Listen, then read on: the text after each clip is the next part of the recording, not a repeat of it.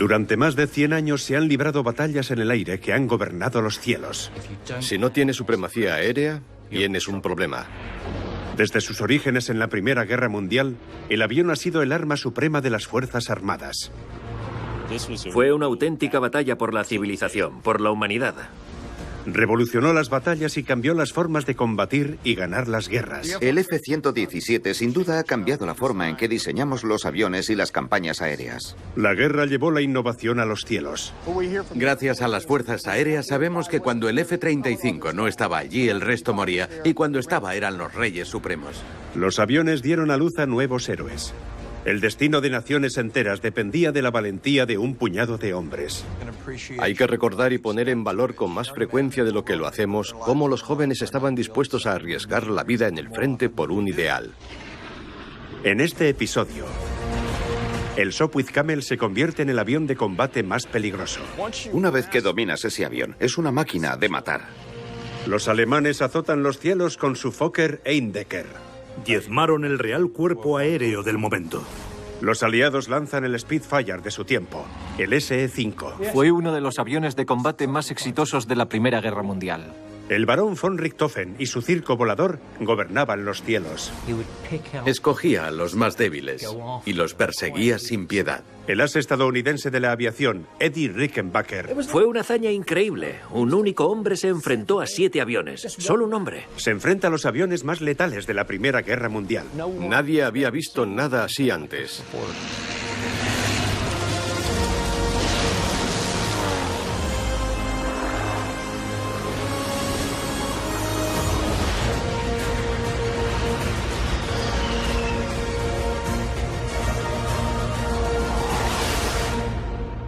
Aviones de combate.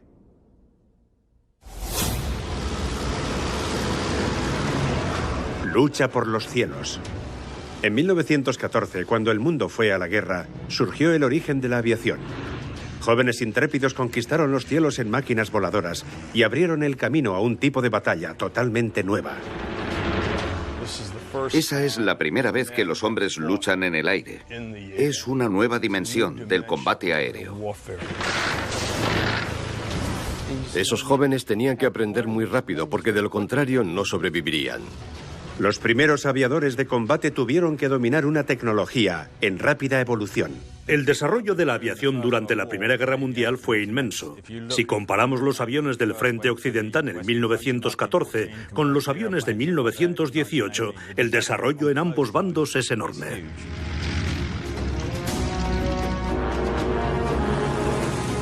Con cerca de 1.300 muertes a su nombre, el avión británico Sopwith Camel, aparecido en 1916, fue el avión de combate aéreo de corto alcance más exitoso de la Primera Guerra Mundial. El Sopwith Camel se ganó una merecida reputación como mejor avión de combate por su increíble maniobrabilidad y su capacidad para ponerse en marcha en un instante. Lo que lo hizo especial fue que era casi imposible de pilotar. Tenía su propia mente. El avión hacía cosas extrañas, era muy inestable y eso resultaba muy útil en una batalla aérea porque no sabías lo que iba a ocurrir y el enemigo tampoco, estaba en todas partes. En un campo de batalla en el que das vueltas y giros es excepcional. Una vez que dominas ese avión, es una máquina de matar. En los inicios del combate aéreo, los aviadores eran idolatrados. Existía el mito romántico del aviador. De hecho, el aviador era un nuevo tipo de hombre. Había conquistado los cielos. Había vagado por ellos completamente libre. Y podía luchar y entablar un combate por iniciativa propia o negarse a combatir. Fueron pioneros, eran valientes. Se puede decir que eran valientes y necios al mismo tiempo, porque esas máquinas solo estaban unidas con trozos de cuerda. En realidad, volar en la cabina abierta de un avión de la Primera Guerra Mundial era brutal, duro y letal. Volabas a 160 kilómetros por hora. El sonido del viento te impactaba, sentías el frío helador. Estos aviones de combate volaban a unos 5.500 metros de altura, sin calor ni oxígeno, y estaban allí durante 45 minutos. Hacía muchísimo frío, el aceite de ricino te caía en la cara y te lo acababas tragando. Era muy desagradable. En Gran Bretaña, los antiguos oficiales de caballería fueron los primeros en ser llamados para el insólito deber de la aviación. Al comienzo de la guerra, para convertirse en piloto, el principal requisito era saber montar a caballo. Muchos de los aspirantes a aviadores aprendieron a volar en un Sopwith Camel, diseñado deliberadamente pensando en los oficiales de caballería. Si te fijas, todos los aviones de la Primera Guerra Mundial tenían algún tipo de estribo y también contaban con una especie de silla de montar. Te subías a ellos igual que te montabas en un caballo. Metías la pierna izquierda aquí, pasabas la pierna por encima de la montura y te montabas en tu corcel. No obstante, pronto descubrieron que tomar las riendas de un avión de combate de la Primera Guerra Mundial requería de un conjunto de nuevas habilidades. No existían modelos biplazas de estos aviones, así que solo había un asiento en el que tú eras tu propio instructor. Tenías que subirte al avión y descifrarlo por ti mismo, porque no había nadie contigo que pudiera ayudarte. Una de las cosas que aprendieron bien es que debían mantener la cabeza en movimiento y buscar el objetivo todo el tiempo. Movían el cuello constantemente hasta el punto de que les salían sarpullidos. Así que se pusieron pañuelos de seda para que el uniforme no les rozara el cuello. El aceite les salpicaba en los ojos todo el rato, así que cogían el extremo del pañuelo y se limpiaban el aceite de las gafas. Tener una mancha de aceite en las gafas que te impidiese ver al enemigo aproximarse podía suponer la diferencia entre la vida y la muerte. De los 14.000 pilotos británicos que murieron en el transcurso de la Gran Guerra, 8.000 fallecieron entrenando en los aeródromos británicos. A menudo los alumnos principiantes se veían atrapados en giros que no podían controlar. En manos inexpertas, la inmensa potencia o el par de torsión producido por el motor rotativo del Camel con frecuencia resultaba letal. El motor tenía una gran inercia y un par muy alto, por lo que podía mover una hélice enorme, lo que proporcionaba una gran propulsión con pocos caballos de fuerza. Los motores tenían entre 80 y 140 caballos. Según los estándares actuales, esto no sería nada potente, pero las hélices eran gigantescas. Los aspirantes a pilotos se acostumbraron al sonido de sus camaradas girando descontroladamente desde las alturas. Podías oírlos descender, oías brum, brum, y sabías lo que iba a pasar. Un Camel iba a estrellarse contra el suelo. Decían, ahí va otro.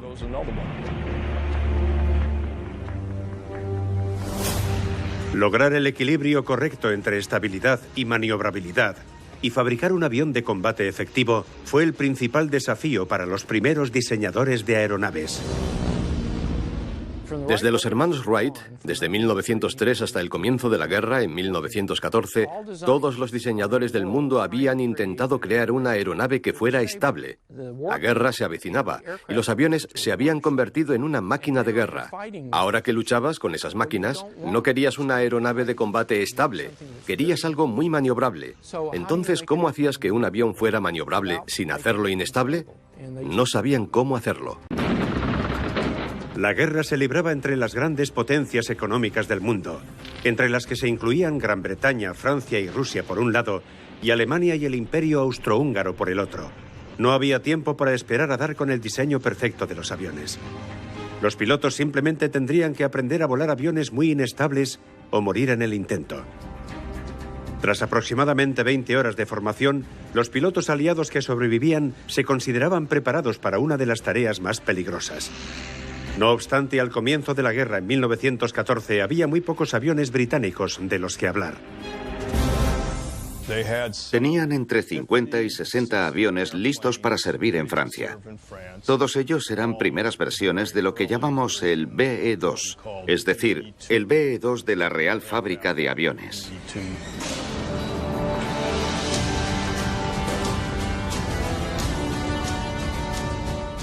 La principal función del BE-2 era la observación. Fue el primer avión militar diseñado para tal fin. Lo diseñaron para ser los ojos del ejército. El BE-2 de la Real Fábrica de Aviones tenía un motor de 8 cilindros que producía unos 90 caballos de fuerza y una velocidad máxima de 115 kilómetros por hora. El avión primitivo no se hizo famoso por su potencia bruta.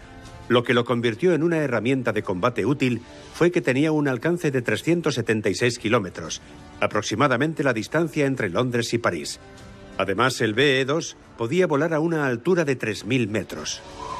El BE-2 en realidad fue diseñado para ser un avión muy estable y fácil de controlar.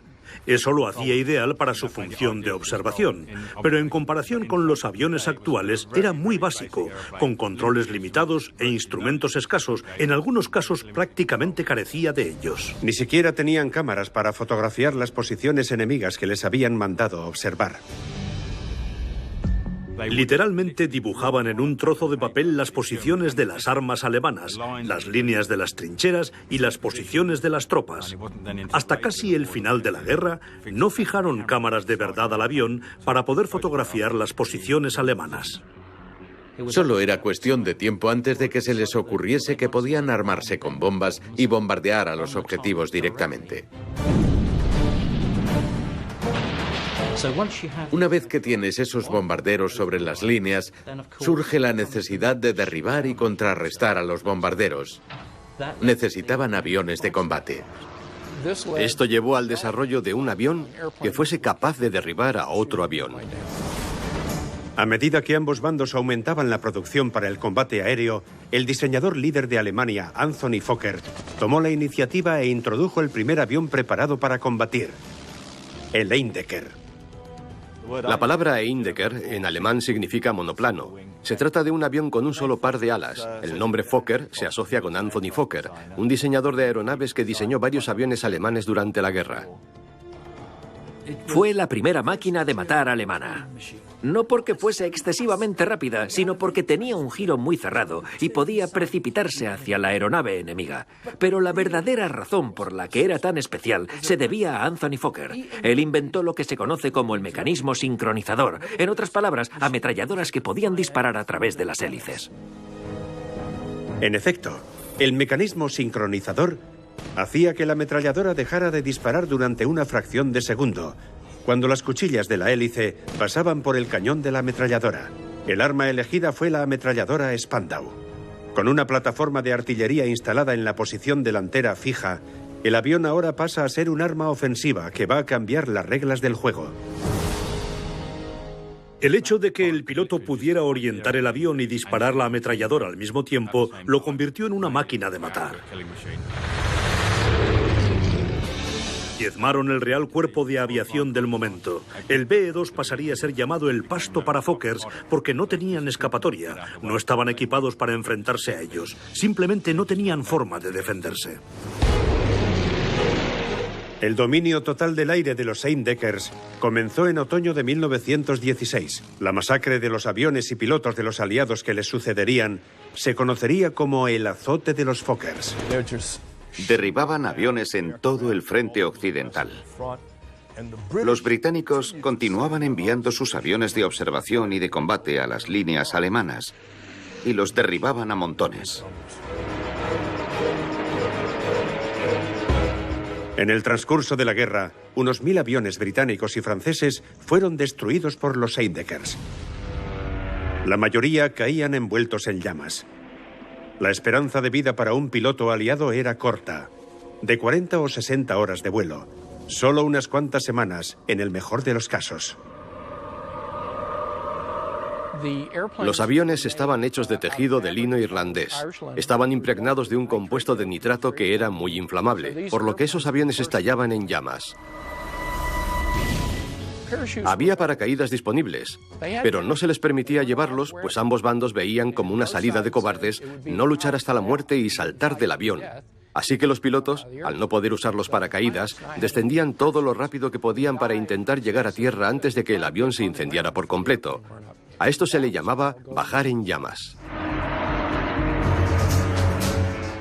El azote de los Fokkers causó sin duda un impacto en los británicos y franceses del frente occidental. El Fokker Eindecker consiguió barrer del cielo a las aeronaves británicas y francesas. El azote de los Fokkers marcó un periodo de ventaja tecnológica para los alemanes y su servicio aéreo. En muchos sentidos, ellos iban un paso por delante. Los alemanes aprovecharon al máximo su superioridad tecnológica. Los pilotos británicos y franceses se enfrentaban a unos hombres que volaban directamente hacia ellos. Se aproximaban desde diferentes ángulos y de repente abrían fuego y los derribaban, lo que tenía un impacto aterrador. Uno de los pilotos de Fokker Eindeckers más famoso fue el as alemán de la aviación, Max Immelmann. también conocido como el Águila de Lille. Para convertirte en un as de las fuerzas aéreas tenías que derribar a 5 aviones o más, y Max Immelmann fue uno de los ases de combate de la Primera Guerra Mundial. Immelmann era el típico caballero prusiano reservado. No hablaba con nadie, era muy solitario, frío como el hielo. Max Immelmann consiguió su primera baja con un Eindecker al derribar a un piloto francés. Pero la forma audaz en la que lo hizo resultaría escalofriante para los aviadores aliados y cambiaría aún más el rumbo del combate aéreo. Max Immelmann inventó el giro Immelmann, que era una forma de disparar 2 veces contra un avión enemigo. Si se dirigía hacia un avión y le estaba disparando, ascendía y daba la vuelta. Y cuando la otra aeronave pasara, él estaría situado en la cola del avión y tendría otra oportunidad. Era una maniobra bastante útil. Perfeccionado en la Primera Guerra Mundial, los aviones de combate actuales todavía utilizan el giro Immelmann. En total, el as alemán de la aviación, Max Immelmann, sumó 15 muertes antes de que se le acabara la suerte. Al principio, una tripulación británica afirmó que lo había derribado, pero parece ser que el mecanismo de sincronización de Immelmann falló en pleno vuelo. Le disparó a su propia hélice y se precipitó hacia la muerte. La desaparición de Immelmann no contribuyó mucho a frenar el azote de los Fokkers. Pero cuando el piloto alemán se vio obligado a aterrizar en territorio de los aliados, los secretos del Eindecker quedaron expuestos. El ejército alemán prohibía que un piloto volase dentro de países extranjeros. Un piloto había aterrizado en Francia y una semana después el éxito de sus adelantos se había esfumado. Mediante la aplicación de ingeniería inversa al Eindecker capturado, los aliados descubrieron cómo construir un mecanismo de disparo sincronizado. Así, en 1916, los británicos produjeron su propio avión de combate, el Bristol F-2B. El Bristol F-2B es el magnífico caza de reconocimiento de largo alcance que los británicos desarrollaron a finales de 1916. Se perfeccionaría entre 1917 y 1918. Utilizaba preferiblemente un motor Rolls-Royce Falcon de 275 caballos, tenía una velocidad máxima de 190 kilómetros por hora y contaba con un artillero de cola que mantenía a los aviones enemigos fuera de sus espaldas. El Bristol F-2B era un biplaza y estaba armado como el Eindecker, pero el nuevo avión de combate británico tenía el doble de potencia de fuego. El avión de combate Bristol combinaba las características de los cazas con las de los aviones de reconocimiento. Tenían instaladas ametralladoras Vickers mediante un mecanismo de disparo sincronizado que disparaba a través del arco de la hélice y una ametralladora Lewis en un anillo Scarf en la parte posterior. El Fokker Eindecker al fin tenía un adversario digno. Lo que ocurría es que había ciclos en los que un bando ganaba dominio con un nuevo avión y luego el otro bando tomaba la delantera con un avión mejor. Por tanto, el flujo del combate aéreo seguía la puesta en servicio de aeronaves cada vez más efectivas.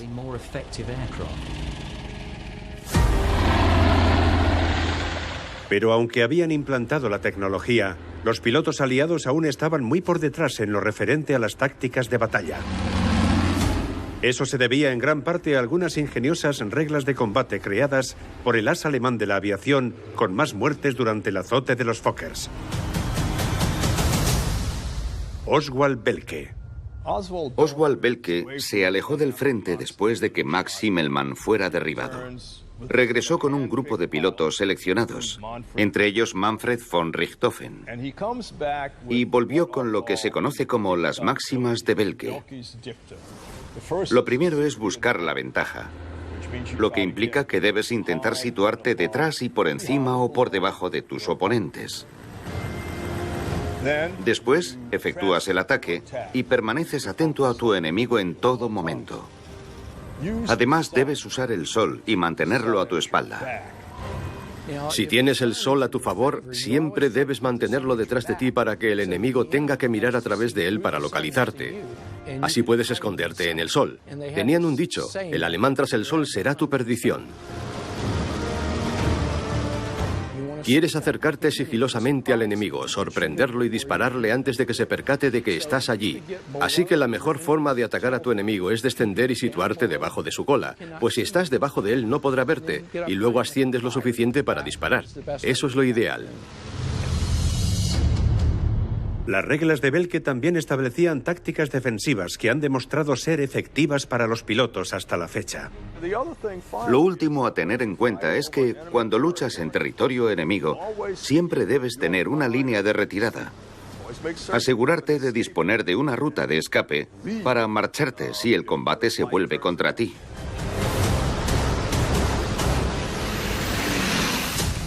Los combatientes británicos recién estrenados tuvieron que enfrentarse a los pilotos alemanes entrenados por Oswald Belke. En la primavera de 1917, en su primera misión en territorio enemigo, los cazas británicos Bristol se encontrarían con el enemigo más formidable que podían imaginar. Desafortunadamente, la primera unidad de 6 aviones que partió hacia las líneas alemanas se encontró con un desastre al toparse con la unidad de Richthofen. El barón Manfred von Richthofen es considerado el mejor as de la aviación de la Primera Guerra Mundial. Von Richthofen, el as alemán de la aviación que pronto sería conocido mundialmente como el Barón Rojo, sumaría 80 muertes entre los aliados. Si eras un joven piloto británico y te dabas la vuelta y veías 3 alas rojas aproximándose por detrás de tu cola, probablemente sería lo último que verías. Lo que lo convirtió en el as de la aviación número 1 de la Primera Guerra Mundial fue que era un tirador fantástico, con una puntería increíble. Le encantaba cazar, le encantaba salir y perseguir a su presa y dispararle, y eso lo plasmó en los cielos. Era un asesino despiadado que aniquilaría a cualquiera que se interpusiera en su camino. Escogía a los aviones más débiles de la formación y los perseguía sin piedad. Pero von Richthofen no era infalible. Richthofen fue herido en la cabeza desde larga distancia por un artillero británico de un FE-2B y nunca se recuperó. La herida nunca se curó, pero siguió volando y luchando tras la baja. Ante una amenaza aliada renovada, los alemanes subieron el listón con un nuevo avión de combate, el Fokker Dreidecker 1. Con una velocidad máxima de 165 km por hora, el DR-1 era más lento que sus contemporáneos, pero lo que lo hacía excepcional era su maniobrabilidad. Esto se debía a sus alas triples que se dirigían durante el vuelo con un timón ligero reforzado y grandes elevadores traseros. Capaz de girar con relativa facilidad en manos de un piloto experto, su maniobrabilidad la convirtió en la aeronave elegida por el recién recuperado barón von Richthofen. Este es el Fokker DR-1. El Barón Rojo pilotó este DR-1. Volaba en círculos muy pequeños y por eso tuvo tanto éxito en combate. El comandante de 25 años de edad eligió a su propio escuadrón y se rodeó de ases de la aviación. Manfred von Richthofen era el alumno estrella de Belke. El propio Richthofen seguía las máximas de Belke al pie de la letra. Reunió a unos aviadores excelentes y continuó con ese escuadrón de ases de la aviación en lo que se llamó el Jasta o Jagdstaffel, una manada de cazadores, como dicen los alemanes. Animado por su éxito, von Richthofen pintó de forma llamativa su triplano y su desafiante escuadrón de ases de la aviación siguió su ejemplo. El Barón Rojo había nacido. En los cielos su temible fuerza llegaría a conocerse como el circo volador de von Richthofen. El avión de Richthofen era de color rojo intenso. Todos tenían aviones de combate con colores muy llamativos. El único propósito era decir, miradme, estoy aquí. No era camuflaje ni nada por el estilo, porque se trataba de colores muy vivos, como azules, rojos y cosas así. Transmitía, miradme, soy parte del circo volador, soy parte del escuadrón de Richthofen, cuidado. Entre 1917 y 1918 podía haber unos 60 aviones de combate agrupados. Y así es como aparecían. No cruzaban las líneas de los aliados. Los alemanes combatían a la defensiva. Así, cuando los aliados iniciaban sus ofensivas, se encontraban con el cielo repleto de todos esos aviones de combate listos para luchar. En abril de 1917, el ejército aliado inició la batalla de Arras. El objetivo era que las tropas de tierra avanzaran sobre las defensas alemanas que rodeaban la pequeña ciudad francesa. Para apoyar la ofensiva británica, 25 escuadrones y 385 aeronaves volaron hacia la batalla. El Real Cuerpo de Aviación recordaría esto como el Abril Sangriento. El Abril Sangriento fue un periodo de 1917 en el que el Real Cuerpo de Aviación que operaba en el frente occidental sufrió grandes bajas, en parte debido a las tácticas y en parte a la tecnología, la cual había avanzado. Los alemanes parecían tener mejores aeronaves en esos momentos. Los aliados perdieron 245 aeronaves ese mes de abril, y el circo volador de von Richthofen parecía invencible. Las probabilidades de muerte de los aviadores experimentados aumentaron inquietantemente, pero cuando la guerra entró en su fase final, el mismo Barón Rojo demostró ser un simple mortal. A principios de 1918, Richthofen estaba prácticamente agotado. Llevaba luchando desde 1916. La herida que sufrió en 1917 nunca se le curó por completo, pero muchos pilotos de combate alemanes y muchos de los pilotos de combate de los aliados se negaban a dejar de volar. El 21 de abril de 1918, el barón von Richthofen despegó volando hacia el oeste por el valle del Somme. Enseguida se desató una frenética batalla aérea. Dio la vuelta y se abalanzó sobre un solitario Sopwith Camel, pilotado por un aviador novato, el teniente Wilfred May. El barón Richthofen lo tomó como objetivo y se situó a su cola. May trató de hacer todo lo posible por quitárselo de encima. Era tenaz, pero no podía deshacerse de él. May emprendió una maniobra evasiva. Giró y descendió en picado hasta que se quedó sin cielo. Se deslizó rozando el valle del Somme, con las armas de von Richthofen, pisándole los talones.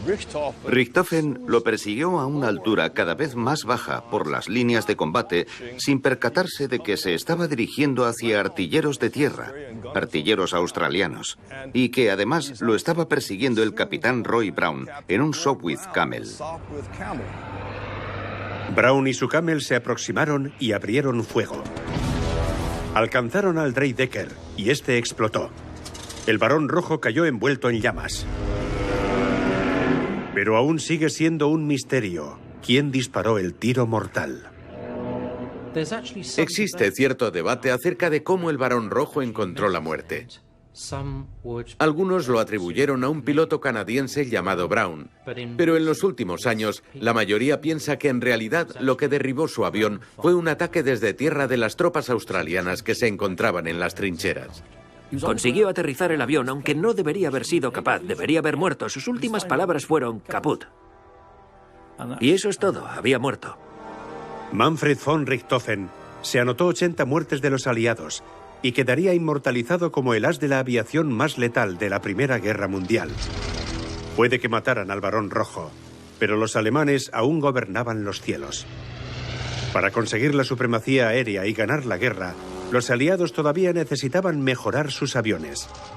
Gracias a las innovaciones e invenciones, la Real Fábrica de Aviones Británica creó el mejor avión de combate existente hasta el momento, el SE-5. Fue uno de los aviones de combate más exitosos de la Primera Guerra Mundial. Se produjeron más de 5.000. Fue el pilar del Real Cuerpo de Aviación junto al Sopwith Camel. Introducido por primera vez en marzo de 1915, el SE-5 era tecnología de vanguardia. Más fácil de manejar que su contemporáneo, el Sopwith Camel, el SE-5 no tenía el temible motor rotativo que amenazaba con volcar el avión en cualquier momento. Equipado con un motor de pistón en línea V8 refrigerado por agua, producía 150 caballos de fuerza, que es casi lo mismo que un automóvil de tamaño medio actual. En el SE-5 proporcionaba una velocidad máxima de 220 km por hora.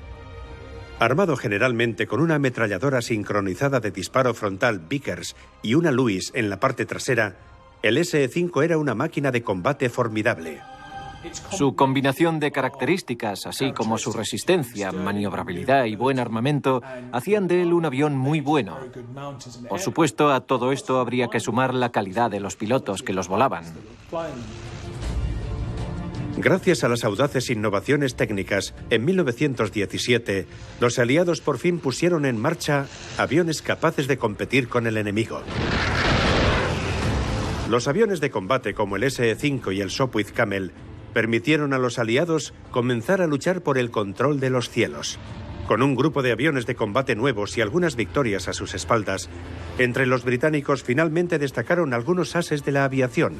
Uno de los mejores y el más inesperado fue James McAdden.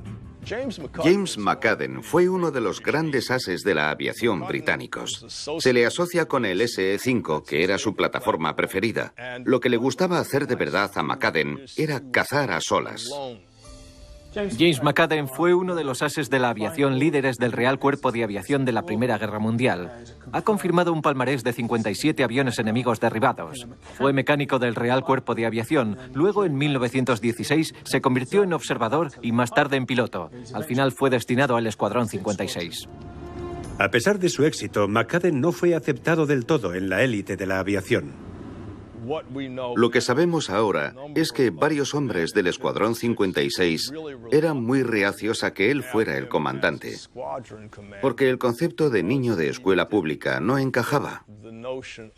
Él no era rico, no provenía de una muy buena familia, sino de una familia militar de clase media baja. Los primeros pilotos tenían más probabilidades de provenir de familias más adineradas, pues habrían tenido dinero para haberse permitido el lujo de la aviación como un deporte antes de la guerra. Pero obviamente, a medida que la guerra avanzaba y surgía la necesidad de más pilotos, estos subían de rango y en realidad lo que caracterizaba a los de más éxito era una cierta crueldad más que cualquier otra cosa, junto con una aptitud clave para volar los aviones. El 23 de septiembre de 1917, McAdden y su escuadrón se encontraban en una misión rutinaria sobre Bélgica en el frente occidental, cuando se toparon con un formidable as alemán de la aviación. McAdden, junto con otros pilotos y el Escuadrón 56, se enfrenta a uno de los principales ases de la aviación de Alemania, el teniente Bernhard Voss, con un total de 48 muertes confirmadas. Bernhard Voss desafió a 6 de ellos en un combate aéreo a bordo de un triplano Fokker. Voss podría haber escapado en cualquier momento. Libró una batalla increíble. Disparó a los aviones británicos y les causó daños. Voss esquivó con éxito a McAdden y sus pilotos durante 10 minutos. Pero entonces la hélice del alemán falló. El as británico de la aviación, Rhys Davies, se lanzó detrás de Voss y lo derribó. Jimmy McAdden dijo que fue el mejor combate en el que había participado, a pesar de que él no lo derribara, sino que lo hizo Rhys Davies. Pero aún así, McAdden afirmaba que había sido su mejor combate. Fue un trabajo en equipo entre los 6 pilotos. No obstante, James McAdden viviría un trágico final. Lo que muchos observadores pensaron es que iba a hacer una maniobra. Su avión se elevó y creyeron que quizás iba a ascender y volver. Nadie sabe lo que ocurrió, pero parece que el motor se detuvo y se estrelló. Cuando descendió, descubrieron que había deshecho su arnés de seguridad, porque temía que el avión se incendiara. Por eso deshizo el arnés, para que si lograba aterrizar, pudiera saltar de él rápidamente. No se incendió, pero se estrelló mucho más fuerte de lo que él habría imaginado. Salió disparado del avión y lo encontraron sangrando por la nariz y por la boca, con el cráneo fracturado. Lo llevaron al hospital y murió al día siguiente. En otoño de 1917, tras haber conseguido equilibrar por fin las fuerzas entre Gran Bretaña y Alemania, esto suponía una pérdida que los aliados no podían permitirse. Para vencer a los alemanes y acabar con la brutal guerra, los líderes aliados se percataron de que necesitaban algo más que puro coraje. Era un problema de cantidad. La producción de aeronaves se aceleró y se construyeron unos 5.200 SE-5 en tan solo 18 meses.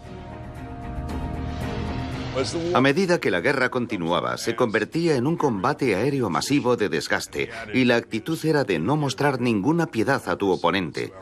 El objetivo era matarlo antes de que él te matase a ti. En 1918, con los aliados produciendo más y más aviones listos para el combate y haciéndose con el control de los cielos, los alemanes necesitaban recuperar la ventaja tecnológica.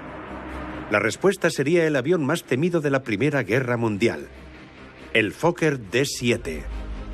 Este fue uno de los últimos aviones de combate de la guerra y sin duda fue el mejor. Un general alemán dijo que después de que este avión apareciese, los novatos se convertían en ases de la aviación, y tenía razón. Tenía una velocidad y una maniobrabilidad increíble. Y no cabe duda de que esa máquina fue la mejor de la guerra. Este avión vuela maravillosamente en comparación con cualquier otro de la Primera Guerra Mundial que yo haya pilotado. Era el más temido porque cuando llegó al frente nadie había visto nada igual antes. Se desarrolló con una nueva tecnología que generaba una mejor elevación y una mayor velocidad, y era más maniobrable. El ingenioso diseñador del D-7, Anthony Fokker, había roto los moldes y una vez más había avanzado en la tecnología aerodinámica, aumentando el peligro para las fuerzas aéreas aliadas. Aquí tengo el encastre de un Sopwith Camel, y una de las cosas que se pueden apreciar es lo corta que es el ala inferior. Puedes ver lo delgado que es este perfil aerodinámico.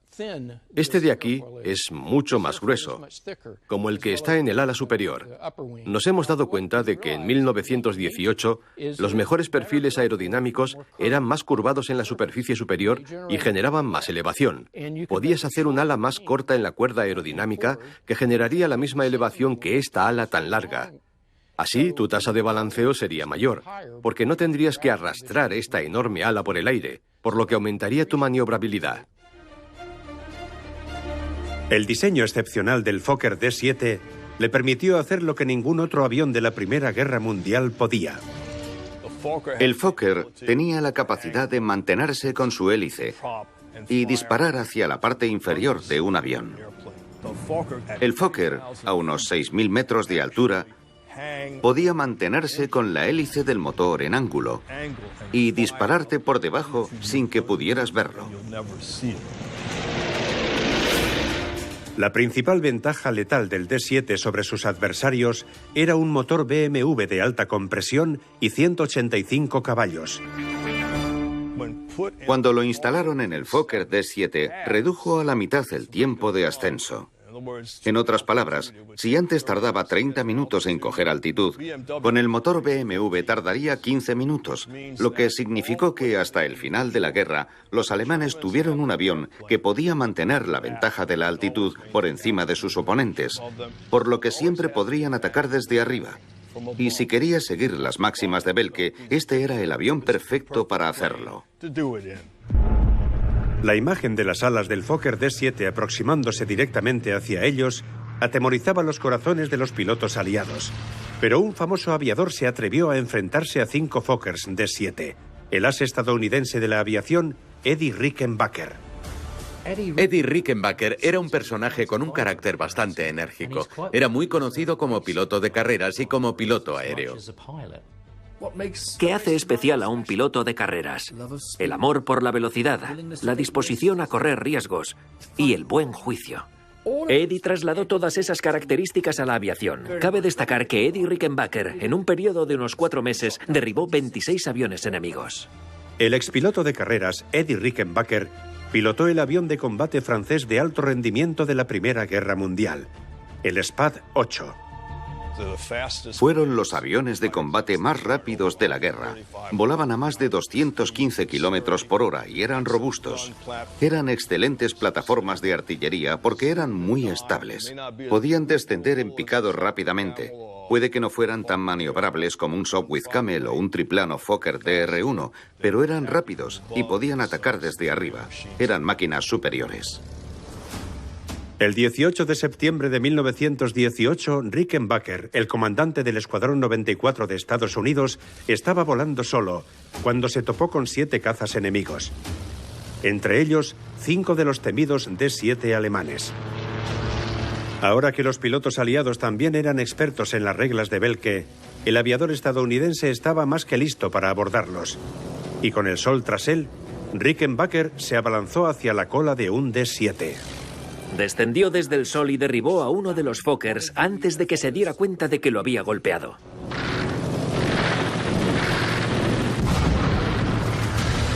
Al ver a su camarada descendiendo en llamas, el resto de los D-7 se dispersaron.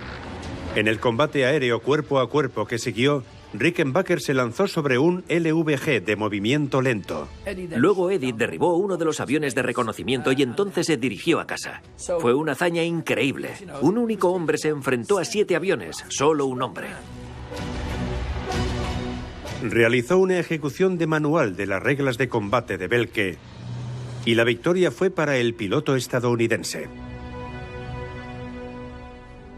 Durante la Primera Guerra Mundial, Eddie Rickenbacker se anotó 26 derribos y más tarde recibió la Medalla de Honor del Congreso de Estados Unidos por sus acciones.